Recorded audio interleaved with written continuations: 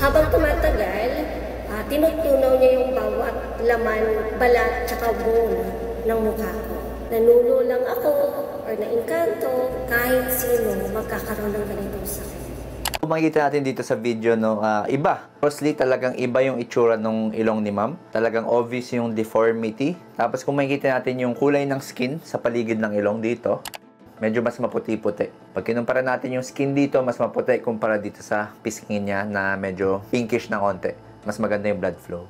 Tinatawag na hypertrophic scar secondary to lupus vulgaris mula sa TB. skin tuberculosis or tinatawag na cutaneous tuberculosis or TB. Okay, so yung TB, very endemic po sa bansa natin. No? Kapag sinabi natin endemic, common na common, sikat na sikat. Pag pumunta kang Pilipinas, sobrang daming TB.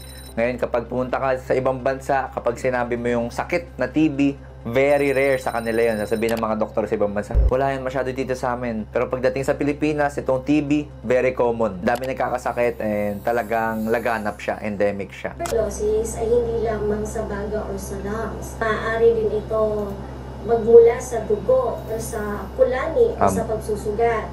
Ang pulmonary tuberculosis at TB sa baga ay pareho.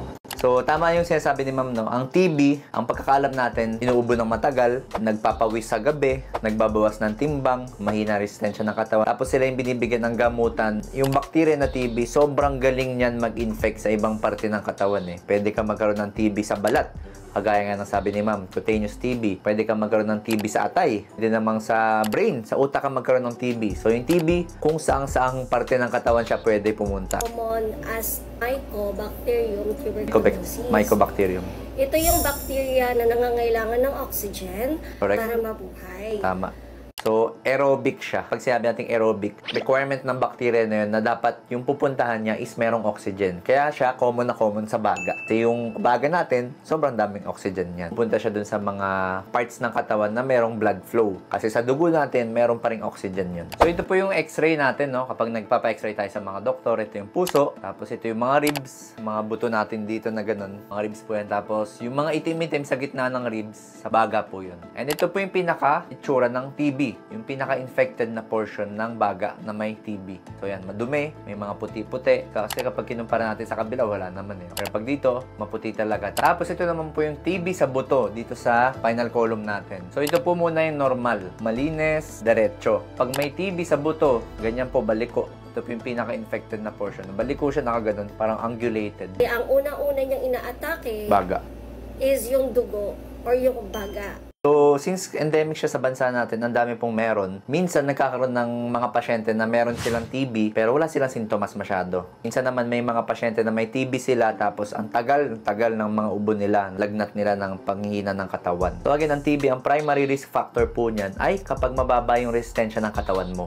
Huwag po kayo matakot kasi sinasabi ko endemic, sikat dito sa bansa natin, tagana. Pero as long as matibay, maganda yung resistensya ng katawan mo, hindi ka po tatablan ng TB. Ngayon, kung meron po kayong HIV/AIDS, kung meron po kayong mga cancer, kung kinikimotherapy po kayo, or kung kayo ay nagkaroon ng transplant, sabihin natin kidney transplant or liver transplant, kayo po yung medyo may risk factor or kayo po yung medyo mas madaling dapuan ng sakit na TB. So, dapat talaga natitingnan kayo ng doktor. Habang tumatagal, tinutunaw niya yung bawat laman, balat, tsaka bone ng mukha ko. So, curable naman ang skin tuberculosis kung maaagapan Yes, siya. meron naman po mga antibiotics na binibigay dyan. 11 years old ako, nagkaroon ng symptoms. Tulad ng pagsusuka ng dugo, pagkukulaps everyday, Bata pa siya. nose bleeding everyday. Okay, so nabanggit ni ma'am na bata pa lang siya, 11 years old. So, very evident na chronic na. Sabi ng chronic, matagal na nangyayari sa balat ni ma'am. Yung dami na nangyayari sa skin, nagkaroon siguro ng ulceration. Pag sinabi natin ulceration, yun yung nagkakaroon ng uka-uka or nagkakaroon ng butas-butas. Pwede nagkaroon na ng mga severe scarring, pagpepeklat-peklat na malalaki, fistula. So, ganun po kasi nangyayari kapag nagkakaroon ng cutaneous TB. Mabas na siya. dumapo na siya sa skin ko. Ito yung picture, ipapakita ko sa inyo. Ito si ma'am, no? Kita natin talagang mapula ang paligid ng ilong. Actually, pati itong upper lip eh. By the way, yung ilong po kasi natin, hindi lang naman po yan balat eh. Meron po diyang cartilage. Yung inangat-ngat sa chicken, yung sa dulo ng chicken, yung puti, yung masarap ngat-ngatin. Meron po yung ilong natin. And very delicate yun. Kapag nagkaroon ng infection yung cartilage, talagang masisira, magkakaroon ng deformity. Hindi na siya babalik sa dati niyang original itsura. Lumala pa yun hanggang sa kumalat siya buong mukha. Mas malaki. So sabi ko kanina, minsan yung TB walang sintomas, di ba? So paano yung doc? Paano namin malalaman baka may TB na kami or wala? Diyan na po ngayon papasok yung kahalaga ng kumpletong pagpapabakuna sa mga anak natin. Kung meron tayong baby, bagong silang, dapat po sigurado kumpleto yung mga bakuna, mga viral infection, mga hepatitis, ito TB, ma-actionan po yung mapipigilan. Kasi kapag kulang po sa bakuna yung bata and then lumaki na siya, na-expose siya sa mga iba't ibang germs, iba't ibang virus, bacteria, ang dali niya dapuan. Okay? So, wag po natin papabayaan. Dapat kompleto yung bakuna. At least, kahit pa paano makakaiwas tayo sa mga ganitong karamdaman. Actually, itong TB, nung dati, nung wala pang bakuna, ang hirap niyan gamutin. Nung hindi pa na-discover yung bakuna ng TB, problemado lahat ng mga doktor. Kasi, ang hirap gamutin yan. Kasi nga, sabi ko kanina, sa buto, sa utak, sa atay, kumakalat siya. Ngayon, nung na-discover yung bakuna, dun na bumaba yung cases ng TB. Kahit sino magkakaroon ng ganitong sakit. Pero kasi, pag nagkaroon kayo ng ganitong sakit, humihina din yung immune system nyo. Sobrang halos hindi na din kayo makakagala. Kung ang immune system nyo po ay mahina, kunyari HIV/AIDS, isa sa mga unang dumadapo sa inyo, TB. Ngayon, kapag nagka-TB kayo, lalo pa pong hihina yung resistensya ng katawan kasi apektado na yung baga, yung dugo, pati yung nutrition sa katawan nababawasan. Yes! Nangangailangan din po talaga ako ng plastic surgery. Oo nga.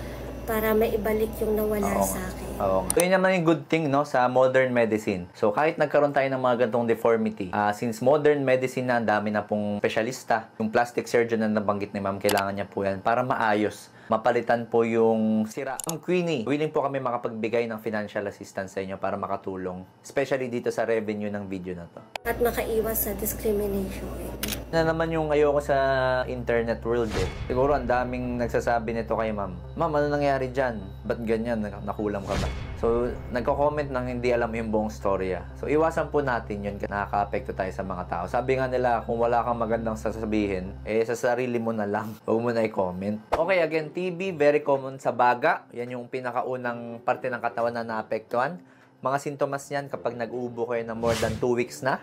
Kapag yung ubo nyo merong plema na kasama, lalo na kapag merong dugo. And pag may mga kasamang panghina ng katawan, paglalagnat sa gabi, langgana kumain, pagbabawas ng timbang. Sino yung may mga madaling dapuan ng TB? Nabanggit ko kanina, ulitin ko lang ngayon. Kapag kayo ay na-transplant, pag po kayo ay may HIV or AIDS, kapag kayo ay mahina yung resistensya ng katawan nyo, kapag walang bakuna, kapag may cancer or nag-ongoing kayo ng chemotherapy. So, Dok, nakakahawa po ba ang TB? Again, ang TB po na ipapasa yan by droplets. Kapag sinabi natin droplets, yun yung kapag umatching, yung pasyenteng may TB, yung sneezing. Kapag umubo siya, okay, nagre-release po yan ng mga droplets. Di ba may mga video tayo sa internet na kapag nag-sneeze or umatching yung tao, sobrang daming laway ang tumatalsik na sobrang bilis. Tapos yung mga maliliit na yun po yung lumulutang sa air. Pag lumutang sila sa air, matagal sila bumagsak. And then, kapag may malapit na tao dun sa kung saan man lumutang yung droplet na yun, pwede malanghap. So, kapag nalanghap, punta sa baga, pwede ma-infect yung baga. Also, sa pagkanta. Kumakanta kasi tayo, medyo nagre-release din tayo ng mga droplets na maliliit. Dok, paano malalaman kung meron talaga akong TB? Meron po tayong mga skin test na ginagawa dyan. I-injectionan sa balat tapos titingnan yung reaction ng balat kung positive or negative. Pwede rin sa dugo. Of course, very important yung sputum test. Yung dadahak po kayo. Sa mga may kakilala na nagkaroon ng TB, alam nyo to. Paano po ginagamot ang TB? Again, sabi ko kanina,